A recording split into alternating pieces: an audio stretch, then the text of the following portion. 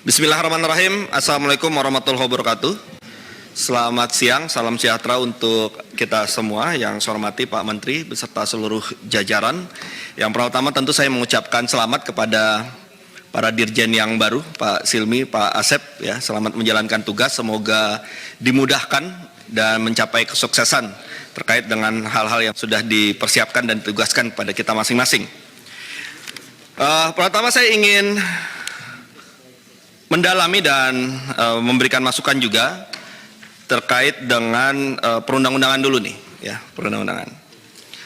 Jadi tadi sudah disampaikan oleh Pak Menteri bahwa kemarin kita ketika di Panja rapat kerja untuk membahas RUU narkotika, tapi kemudian ada kebijakan untuk menggabungkan dengan RUU psikotropika.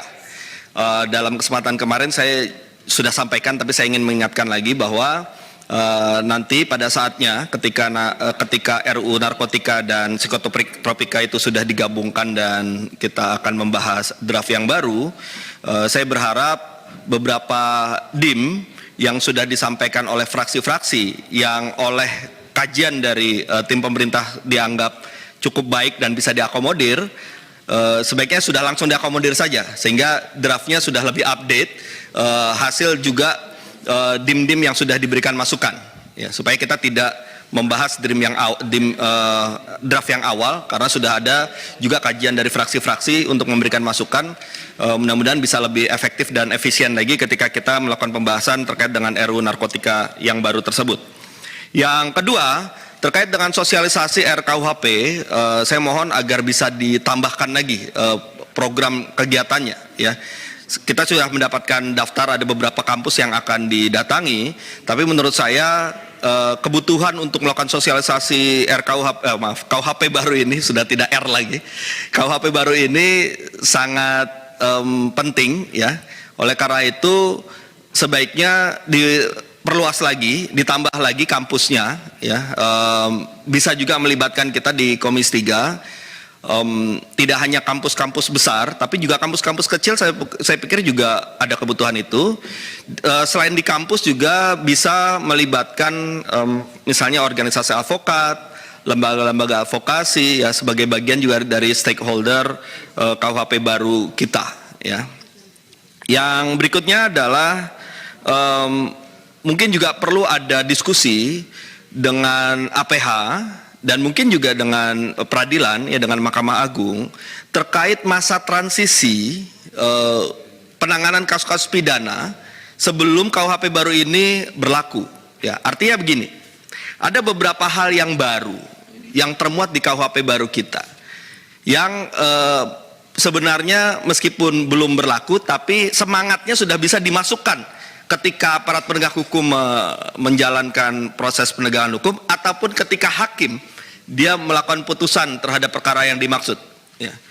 Jadi semangatnya saja diambil meskipun bukan normanya, tapi semangatnya bisa diambil. Mudah-mudahan dengan adanya pemahaman ini, ya, kita bisa melihat ini sebagai bagian juga jembatan transisi menuju pemberlakuan KUHP baru.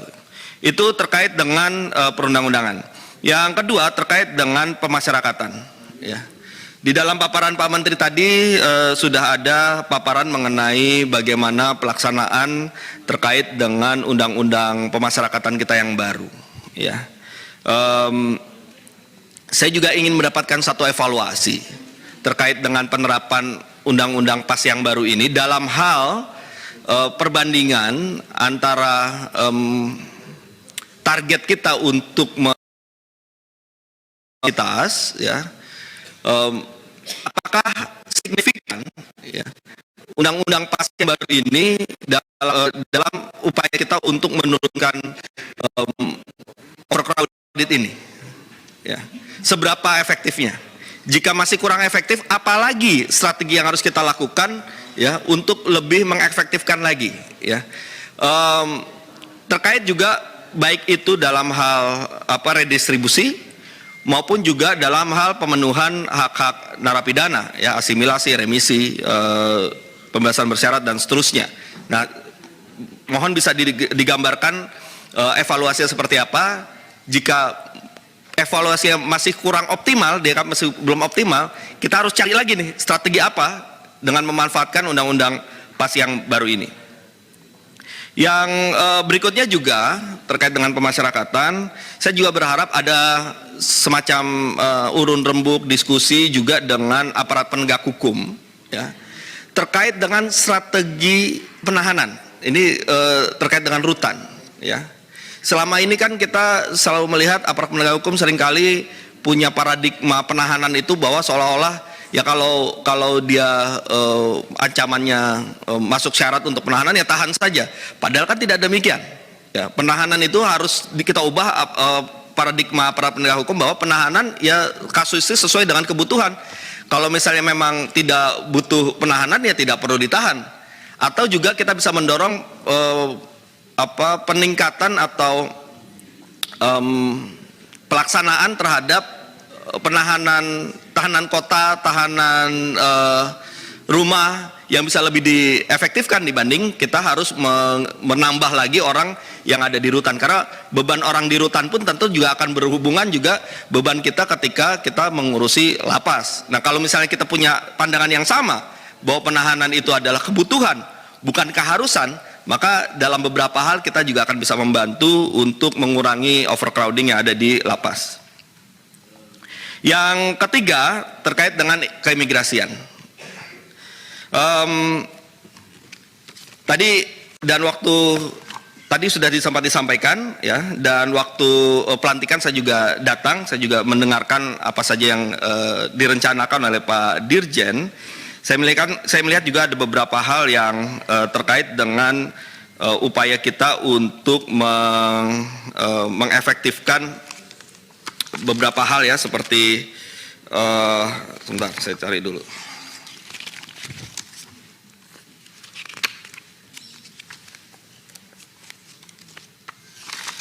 Seperti Golden Visa, Second Home Visa, EVOA, ya, kemudian juga visa prainvestasi yang sebagai bagian dari pelaksanaan Undang-Undang Cipta Kerja. Nah, saya juga ingin mendapatkan satu evaluasi, atau jika terlalu singkat sehingga belum bisa kita lakukan evaluasi, paling tidak targetnya apa nih? Target terkait dengan adanya terobosan-terobosan ini dalam hubungannya dengan target Undang-Undang Cipta Kerja ingin mencapai investasi. Apa yang kemudian kita bisa targetkan paling tidak dalam tahun ini, ya. Jadi ada ukurannya, nanti tahun depan ketika kita melakukan evaluasi kita bisa tahu nih targetnya tercapai atau tidak, cocok gak harapan undang-undang dengan terobosan yang kita lakukan di bidang keimigrasian. Yang keempat, yang terakhir, di bidang hak asasi manusia, ya, saya juga menyambut gembira dengan adanya perubahan, ya, perubahan organisasi dari Balitbang menjadi Badan Strategi Kebijakan Kementerian Hukum dan HAM. Ya. Saya minta penjelasan lebih lanjut terkait ini, ya, seperti apa ini? Perubahan ini akan berdampak pada apa? Kalau saya harapannya berdampak pada peningkatan perhatian terhadap tugas dan fungsi Kementerian Hukum dan HAM dalam bidang HAM. Selama ini dalam beberapa raker saya selalu menyampaikan pokok pikiran saya, kritikan saya bahwa seringkali HAM ini meskipun dia 50% dari namanya Kementerian Hukum dan HAM, tapi perhatiannya masih kurang, anggarannya masih kurang, programnya masih kurang. Nah, dengan penggantian nama ini, mudah-mudahan justru akan memperbesar kewenangannya, akan menambah kegiatannya, akan menambah anggarannya, termasuk juga menambah keluasan kerjanya, ya. Saya selalu berpikir bahwa ketika kita bicara HAM di berbagai kementerian lembaga, di aparat penegak hukum, maka di situ kita sedang berbicara tugasnya Kementerian Hukum dan HAM dalam memberikan perspektif hak asasi manusia kepada penyelenggara negara. Mudah-mudahan arahnya seperti itu. Ya, jikapun tidak, saya mohon ini sebagai bagian masukan agar Badan Strategi Kebijakan Kementerian Hukum dan HAM ini juga diarahkan kepada bagaimana Kementerian Hukum dan HAM mampu untuk memberikan satu pemahaman perspektif hak asasi manusia kepada seluruh penyelenggara negara sebagai pusat dari pengembangan HAM yang ada di Indonesia. Terima kasih pimpinan. Billahi taufiq wal hidayah. Wassalamualaikum warahmatullahi wabarakatuh.